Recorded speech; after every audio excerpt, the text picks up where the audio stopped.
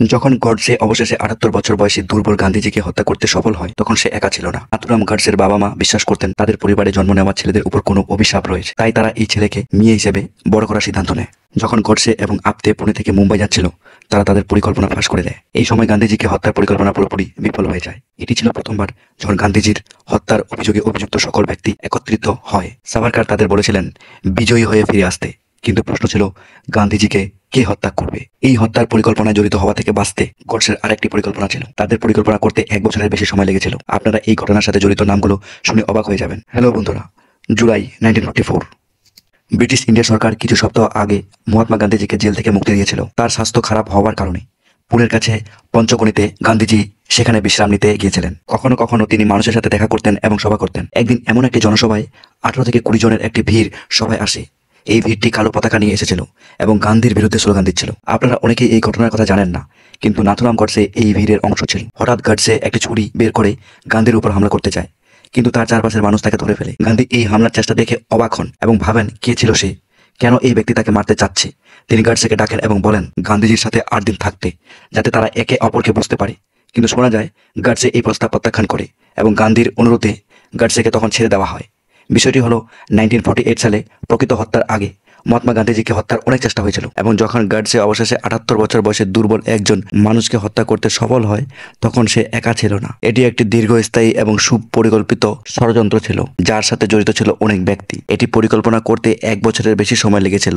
এই ষড়যন্ত্রে এমন কিছু মানুষ ছিল যাদের নাম শুনে আপনি অবাক হয়ে যাবেন। চলুন মহাত্মা গান্ধীর হত্যার সম্পূর্ণ গল্পটি জানি এই ভিডিওতে। অনেকেই এই ভিডিওটি দেখে অস্বস্তি বোধ করতে পারেন, বিশেষ করে যারা হোয়াটসঅ্যাপে গিয়ে ইতিহাস শেখেন। তাদের জন্য বলে দিই যে এই ভিডিওতে আমি যা বলবো তা বিশ্বাসযোগ্য সূত্রের উপর ভিত্তি করে। প্রতিটি ভিডিওর মতো আপনারা বর্ণনায় একটি লিঙ্ক পাবেন, যেখানে সমস্ত সূত্রের তথ্য থাকবে। মূলত এই ভিডিওর গবেষণার জন্য ঐতিহাসিক বইগুলোর উল্লেখ করা হয়েছে, যেমন সাংবাদিক ধীরেন্দ্র ঝার লেখা Gandhi's assassin, the making of Nathuram Godse, এছাড়াও the murderer, the mark and the fakir, a new investigation of Mahatma Gandhi's assassination নামে একটি বই রয়েছে। এছাড়াও অন্যান্য গবেষণাপত্র এবং আর্টিকেলস ব্যবহার করা হয়েছে। প্রথমে আসুন নাথুরাম গডসের সম্পর্কে কিছু কথা বলি। এই ব্যক্তি কে ছিলেন? গডসের জন্ম ১৯১০ সালের ১৯শে মে। তিনি তার বাবা মায়ের চতুর্থ সন্তান। তার আগে জন্ম নেওয়া ভাইরা শিশুকালেই মারা যায়, তবে তার বড় বোন বেঁচে ছিল। তাই নাথুরামের বাবা মা ভাবলেন যে তাদের পরিবারের জন্ম নেওয়া ছেলেদের উপর কোনো শ্রাপ লেগেছে, এবং তাই এই ছেলেকে রক্ষা করার জন্য তারা তাকে মেয়ে হিসেবে বড় করার সিদ্ধান্ত নেন। ঠিক তাই নাথুরামের নাকের ছিদ্র করা হয়েছিল ছোটবেলায়, যাতে তিনি নাকের দুল পরতে পারেন। হিন্দিতে নাকের দুলকে বলা হয় নথ। স্কুলে যাওয়ার জন্য যথেষ্ট বড় হওয়ার আগে তিনি সবসময় মেয়ের মতো পোশাক পরতেন এবং মেয়ের মতো করে দেখা হতো। এই ছেলের অফিসিয়াল নাম ছিল রামচন্দ্র বিনায়ক গডসে, কিন্তু যেহেতু তিনি নাথ পড়তেন তাই তাকে নাথুরাম বলা হতো। তিনি স্কুল থেকে 5th ক্লাস তো পাশ করেন, কিন্তু ১০ম শ্রেণীতে ফেল হয়ে যান। ১৯২৯ সালের দিকে ১০ম শ্রেণীর পরীক্ষায় ফেল করার পর তিনি রত্নাগিরিতে যান। সেখানে তার সাথে বিনায়ক দামোদর সাভারকারের পরিচয় হয়। তারা উভয়েই মহারাষ্ট্রের চিৎপাওয়ান ব্রাহ্মণ সম্প্রদায়ের সদস্য ছিলেন। ব্রিটিশ সরকার সাভারকারের উপর ভ্রমণ নিষেধাজ্ঞা জারি করে রেখেছিল, তাই তিনি রত্নাগিরি ছেড়ে যেতে পারতেন না, এবং এখানে তিনি গডসেকে গড়ে তুলতে শুরু করেন। গডসে সাভারকারের দ্বারা গভীরভাবে অনুপ্রাণিত হয়েছিল। এই বিষয়ে আমরা পরে ভিডিওতে আলোচনা করব, কিন্তু এরপরে ১৯৩২ সালের দিকে গডসে আরএসএস এবং সাভারকারের দল হিন্দু মহাসভায় যোগ দেন। মহাত্মা গান্ধীর হত্যার সাথে নাথুরাম গডসের পাশাপাশি দ্বিতীয় আরেকটি নাম হলো নারায়ণ আপতে। যেমন আপনি এই ছবিতে দেখতে পাচ্ছেন, নারায়ণ আপতেও চিৎপাওয়ান ব্রাহ্মণ সম্প্রদায়ের ছিলেন এবং ১৯৩৮ সালে তিনি সাভারকারের একজন অনুসারী হন। আপতে বিবাহিত ছিলেন, কিন্তু ধীরেন্দ্র ঝা তার বইতে দাবি করেন যে তিনি অনেক মেয়ের সাথে সম্পর্ক রেখেছিলেন। একটি সম্পর্ক উল্লেখ করা প্রয়োজন। ১৮-১৯ বছর বয়সী খ্রিস্টান মেয়ে মনোরমার সাথে তার সম্পর্ক। ১৯৪৬ সালে আপতে মনোরমাকে সাভারকারের কাছে তার স্ত্রী হিসেবে পরিচয় করিয়ে দেন, কিন্তু আগে আপতে গডসের সাথে ৪ বছর আগে ১৯৪২ সালে দেখা করেছিলেন। এরপর তারা একটি সংগঠন প্রতিষ্ঠা করেন যার নাম হিন্দু রাষ্ট্র দল। তারা গডসেকে সম্পাদক হিসেবে নিয়ে একটি সংবাদপত্রও শুরু করেন যার নাম অগ্রণী। এই সংবাদপত্রটি পরে মুসলিম বিরোধী অবস্থানের জন্য শাস্তি পায়, মানে পেনাল্টি পায়।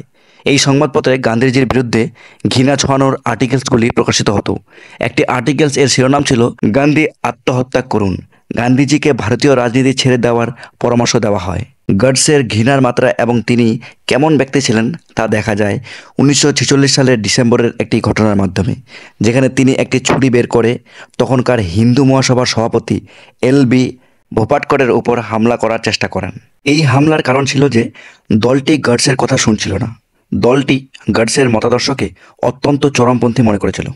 1947 সালের আগস্টে তার সংবাদপত্র অগ্রণী এর উপর আবার পেনাল্টি আরোপ করা হয়। এই পেনাল্টি পরিশোধ করার পরিবর্তে গাডসে এবং আপতে একটি নতুন সংবাদপত্র শুরু করেন, যার নাম হিন্দু রাষ্ট্র। মহাত্মা গান্ধী তখন এত প্রভাবশালী ছিলেন যে দেশের অধিকাংশ হিন্দুরা তাকে সবচেয়ে প্রভাবশালী নেতা মনে করতেন, এবং এই কারণে আরএসএস এবং হিন্দু মহাসভা, যারা নিজেদের প্রকৃতি হিন্দু নেতা মনে করতেন, তারা সম্পূর্ণভাবে অবহেলিত হয়েছিল। গাডসের ঘৃণার দ্বিতীয় কারণ ছিল যে গান্ধী একটি ধর্মনিরপেক্ষ গণতন্ত্রের পক্ষে ছিলেন, যেখানে আরএসএস এবং হিন্দু মহাসভা ভারতকে একটি হিন্দু জাতিতে পরিণত করতে চেয়েছিল, একটি দেশ যা হিন্দু ধর্ম অনুযায়ী পরিচালিত হবে। কিন্তু গান্ধীজি ধর্ম এবং রাজনীতিকে আলাদা রাখতে চেয়েছিলেন। বিভাজনের পর দিল্লিতে দাঙ্গা হয়েছিল এবং সেপ্টেম্বর মাসে গান্ধীজি গোলওয়ালকারের সাথে এই বিষয়ে আলোচনা করেন। গান্ধীজি গোলওয়ালকারকে বলেছিলেন আরএসএস সমস্ত রক্তপাতের জন্য দায়ী। এরপর গান্ধীজি ভারতের মধ্যে ধর্মীয় ঐক্য প্রচারের জন্য তার সর্বোচ্চ চেষ্টা করেন। 8ই ডিসেম্বর 1947 দিল্লি পুলিশের গোয়েন্দা বিভাগ জানায় যে একটি গোপন বৈঠক হয়েছিল। সেখানে আরএসএস প্রধান এম.এস. গোলওয়ালকার বলেছিলেন যে মহাত্মা গান্ধী মুসলিমদের ভারতেই রাখতে চান এবং গান্ধীকে আর হিন্দুদের বিভ্রান্ত করতে দেওয়া যাবে না। তিনি বলেছিলেন যে তাদের এমন লোকেদের চুপ করানোর উপায় রয়েছে, কিন্তু এটি তাদের প্রথার বাইরে। আরও বলেছিলেন যে যদি বাধ্য করা হয় তাহলে তারা সেই পথ বেছে নেবে। গোলওয়ালকারের বক্তব্যের মাত্র 3 সপ্তাহ পরে নাথুরাম গডসে, নারায়ণ আপতে এবং কারকারে গান্ধীকে হত্যার ষড়যন্ত্র শুরু করে। তারা গান্ধীকে হত্যা করতে চেয়েছিল, কিন্তু প্রশ্ন ছিল গান্ধীকে কে হত্যা করবে। নারায়ণ আপতে এবং নাথুরাম গডসে কেউই এটি করতে চাচ্ছিলেন না। 1948 সালের 2 জানুয়ারি দুজনেই হেমাননগরে বিষ্ণু কারকারের সাথে দেখা করেন। বিষ্ণু কারকারে একজন নামকরা ব্যক্তি মদনলাল পাওয়া নামের একজনকে সুপারিশ করেন, যিনি তাদের পরিকল্পনা বাস্তবায়নের জন্য বিশ্বাসযোগ্য ব্যক্তি হিসেবে বিবেচিত হন। মদনলাল পাকিস্তান থেকে এসেছিলেন এবং শরণার্থী হিসাবে ছিলেন এবং কয়েক সপ্তাহ ধরে কারকারের সাথে ছিলেন। প্রথমে যখন কারকারে মদনলাল পাওয়ার সাথে দেখা করেন, পাওয়া একটি কাজ খোঁজ করছিলেন। তিনি একটি আয়ের উৎস খুঁজছিলেন। কারকারে তাকে প্রতিশ্রুতি দেন একটি নারিকেল এর দোকান খুলে দেবেন, যেখানে তিনি তার জীবিকা উপার্জন করতে পারবেন। কিন্তু বাস্তবে কারকারে তার জন্য ভিন্ন পরিকল্পনা করে রেখেছিল। কারকারে পাওয়াকে একজন গুন্ডার মতো ব্যবহার করতে শুরু করেন, মুসলিম ব্যবসায়ী এবং দোকানদারদের হয়রানি করতে তাদের বাড়িতে বোমা ফেলার জন্য। যখন কারকারে প্রথমবার পাওয়াকে গডসে এবং আপতের সাথে পরিচয় করিয়ে দেন, তখন সে তার পরিকল্পনার বিষয়ে কিছুই জানতেন না। 6ই জানুয়ারি 1948 পাওয়া গান্ধীজিকে হত্যার পরিকল্পনার কথা জানতে পারে, কিন্তু পাওয়াকে বলা হয়নি যে তারা গান্ধীকে গুলি করার কাজ তার দ্বারাই করতে চায়। কিন্তু কাউকে গুলি করতে হলে একটি রিভলভার প্রয়োজন। রিভলভারটি কয়েক মাস আগে প্রস্তুত করা হয়েছিল। 1947 সালের 8ই আগস্ট, স্বাধীনতার 1 সপ্তাহ আগে, এয়ার ইন্ডিয়ার বিমান DN-438 মুম্বাই থেকে দিল্লির উদ্দেশ্যে উড়ে যায়। এই বিমানের 3 জন যাত্রী ছিলেন হিন্দু মহাসভার প্রতিষ্ঠাতা বিনায়ক দামোদর সাভারকার এবং তার 2 বিশ্বস্ত সহযোগী নাথুরাম গডসে এবং নারায়ণ আপটে।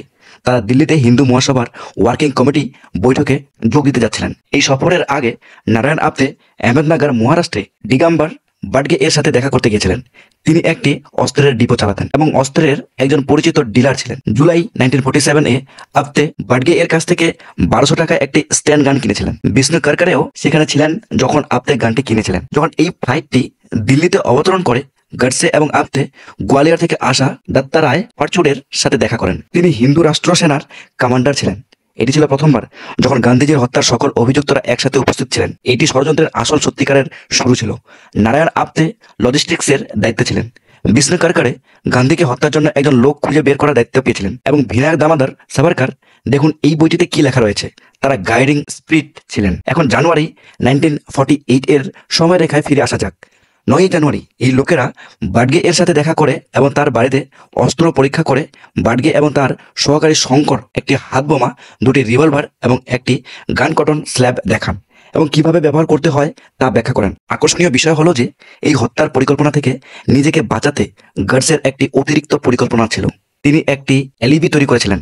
তিনি নিশ্চিত করতে চেয়েছিলেন যে 20 জানুয়ারি যখন গান্ধী মদনলাল পাওয়ার দ্বারা হত্যার শিকার হবেন, তিনি নাগপুরে একটি বিয়েতে থাকবেন আর অজুহাত দেবেন যাতে তিনি প্রমাণ করতে পারেন যে তিনি দিল্লিতে সেদিন ছিলেন না এবং গান্ধীজির মৃত্যুর পরে তাকে দোষারোপ করা না হয়। কিন্তু 14ই জানুয়ারি যখন গাডসে এবং আপ্তে পুনে থেকে মুম্বাইয়ের উদ্দেশ্যে রওনা হন, তারা তাদের পরিকল্পনা ফাঁস করে দেন। একজন মারাঠি চলচ্চিত্র অভিনেত্রী শান্তা মোদক তাদের সিটের পাশে বসেছিলেন। নারায়ণ আপ্তে তার সাথে কথা বলা শুরু করেন এবং নিজেকে হিন্দু রাষ্ট্রের সংবাদপত্রের মালিক বলে পরিচয় দেন এবং গাডসেকে এর সম্পাদক হিসেবে পরিচয় দেন। তিনি শান্তার সাথে কফি পান করেন এবং তার সাথে কথা বলার সময় বলেন যে তারা মুম্বাইয়ের শিবাজি পার্কে সাভারকার সদনে যাচ্ছেন। শান্তা তাদের লিফট দেওয়ার প্রস্তাব দেন এবং তাদের সাভারকার সদনে নামিয়ে দেন। 14ই জানুয়ারি 1948 সন্ধ্যা 7:30 গাডসে এবং আপ্তে সাভারকার সদনে পৌঁছান এবং সাভারকারের সাথে দেখা করেন। এরপর সন্ধ্যা 8:15 তারা সাভারকার সদন ছেড়ে যান এবং দিগম্বর বাডগের সাথে দেখা করেন। বাডগে তাদের জানায় যে তার কাছে অস্ত্র রয়েছে। আপ্তে প্রথমে সাভারকার সদনে গিয়েছিলেন, কিন্তু সেখানে অস্ত্র রাখার জন্য নিরাপদ জায়গা খুঁজে পাননি। তিনি ভাবেননি যে হিন্দু মহাসভার অফিস অস্ত্র রাখার জন্য নিরাপদ স্থান হবে।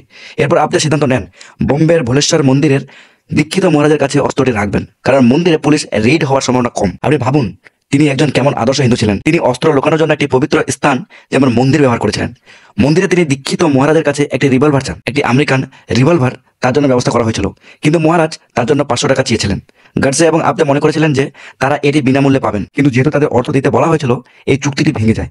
এরপর আপ্তে অস্ত্রটি কারকারের কাছে পাঠান এবং তাকে বলেন ব্যাগটি নিয়ে পাওয়ার সাথে দিল্লিতে যেতে। পাওয়া এখনো জানতেন না যে তারা তাকে দিয়ে গান্ধীজিকে গুলি করাতে চায়। নাথুরাম গডসে তার নোটবুকে এমনকি সবচেয়ে ছোট খরচের হিসাব রেখেছিলেন, ট্যাক্সির ভাড়া, অস্ত্রের দাম ইত্যাদি। পুলিশ পরে এই নোটবুকটি জব্দ করে, যার কারণে আমরা আজ এই লেনদেনগুলি বিষয়ে জানতে পারছি। যদি পাওয়া গান্ধীকে হত্যা করতে ব্যর্থ হয়, নারায়ণ আপ্তেরও একটি পরিকল্পনা বি ছিল। পরিকল্পনা বি অনুযায়ী তিনি বাডগেকে দিয়ে গান্ধীজিকে হত্যা করতে চান। বাডগেকে বোঝানো কঠিন ছিল না। আপ্তে তাকে বলেছিলেন যে সাভারকার তাকে গান্ধীকে হত্যার দায়িত্ব দিয়েছেন। এরপর নাথুরাম গডসে পুনেতে গিয়ে তার ছোট ভাই গোপাল গডসেকে এই পরিকল্পনায় অন্তর্ভুক্ত করেন। 17ই জানুয়ারি 1948 সকাল 7টা গাডসে, আপ্তে, বাডগে এবং শঙ্কর মুম্বাইয়ের ভিটি স্টেশনে মিলিত হন। সেই সকালে তারা কয়েকজনের সাথে দেখা করেন এবং টাকা সংগ্রহ করেন। এরপর গডসে বলেন যে তাদের সাভারকারের সম্মান জানানো উচিত, তাই তারা 4 জন সাভারকার সদনে যান। শঙ্কর বাইরে অপেক্ষা করছিল, বাডগেকে নিচতলায় অপেক্ষা করতে বলা হয়েছিল। কেবল গডসে এবং আপ্তে সাভারকারের সাথে দেখা করতে উপরে যান। 5-10 মিনিট পর তারা নিচে আসেন এবং সাভারকার তাদের অনুসরণ করেন। সাভারকার তাদের সবাইকে বিজয়ী হয়ে ফিরে আসার জন্য বলেন। এরপর দুপুর 1:30 গডসে এবং আপ্তে আহমেদাবাদ হয়ে দিল্লির ফ্লাইটে ওঠেন। এই ফ্লাইটে তারা দাদা মহারাজের সাথে দেখা করেন। বিমানটি যখন আহমেদাবাদে থামে, দাদা মহারাজ তাদের জিজ্ঞেস করেন পাকিস্তান এবং হায়দ্রাবাদে আক্রমণের ব্যর্থ পরিকল্পনা সম্পর্কে। গডসে চুপ ছিলেন, কিন্তু আপ্তে উত্তর দেন যে তারা পরবর্তী সময়ে কি করবে সেটা দেখতে। বন্ধুরা, এই বিষয়ে ভাবুন, যারা তাদের উগ্রবাদী মতাদর্শের কারণে অন্য শহরে আক্রমণের পরিকল্পনা করে, একজন ব্যক্তিকে হত্যা করার জন্য এত বিস্তারিত পরিকল্পনা করে, এমন লোকেদের কি সন্ত্রাসী বলা ঠিক হবে না? এই জন্য নাথুরাম গডসেকে প্রায় স্বাধীন ভারতের প্রথম সন্ত্রাসী বলা হয়। 17ই জানুয়ারি 1948 সন্ধ্যায় তাদের ফ্লাইট দিল্লিতে অবতরণ করে। তারা কন্ট প্লেসের মারিনা হোটেলে একটি রুম বুক করেন এবং পরবর্তী 2 দিন 18ই জানুয়ারি এবং 19শে জানুয়ারি তারা বিড়লা হাউসের চারপাশে নজরদারি করেন, কারণ মহাত্মা গান্ধী বিড়লা হাউসে থাকতেন। এদিকে গোপাল গডসে তাদের সাথে দিল্লিতে যোগ দেন আরেকটি রিভলভার নিয়ে। গোপাল কারকারে এবং পাওয়া হিন্দু মহাসভার অফিসে ছিলেন। 17ই জানুয়ারি পাওয়া দিল্লিতে গিয়ে তার মামার সাথে দেখা করেন। সেখানে তিনি জানতে পারেন যে তার বাবা তার বিয়ের ব্যবস্থা করে ফেলেছে এবং 18ই জানুয়ারি পাওয়া তার বউ এর বাড়িতে চলে যান। সেখানে তিনি তার বউয়ের চাচার সাথে দেখা করেন। তিনি পাওয়াকে বলেন যে জওহরলাল নেহরু একটি জনসভায় রয়েছেন এবং পাওয়া তার সাথে সেই সভায় যোগ দিতে যান। 19শে জানুয়ারি রাতে পাওয়া ঘুমানোর প্রস্তুতি নিচ্ছিল। সেই সময় নারায়ণ আপ্তে তার ঘরে প্রবেশ করেন। পরিকল্পনা ছিল যে 20 জানুয়ারি গান্ধীজিকে হত্যা করা হবে এবং ঠিক তার আগের রাতে 19শে জানুয়ারি পাওয়াকে প্রথমবার বলা হয় যে সবাই চায় পাওয়া গান্ধীজিকে গুলি করুক। সেই রাতে যখন আপ্তে এই বিষয়ে কারকারের সাথে কথা বলেন এবং পাওয়াকে প্রথমবার বলা হয়, পাওয়া সোজাসুজি এটিতে না করে দেন। পাওয়া বলেন এটা না যে তিনি গান্ধীর সমর্থক হয়ে গেছেন, তবে তার জীবনে অন্য অগ্রাধিকার রয়েছে। তিনি তার বাবার দ্বারা নির্বাচিত মেয়ের সাথে বিয়ের কথা ভাবছিলেন। এই মুহূর্তে এমন একটি অপরাধ করে তিনি তার জীবন নষ্ট করতে চান না। এই বিষয়ে গান্ধীকে হত্যার পরিকল্পনা পুরোপুরি বিফল হয়ে যায়। গডসে নিজেও শুটার হতে চাননি, তাহলে প্ল্যান বি অ্যাপ্লাই করতে হবে। প্ল্যান বি এর জন্য পার্ট 2 দেখতে হবে, যা খুব তাড়াতাড়ি আসবে এই চ্যানেলে।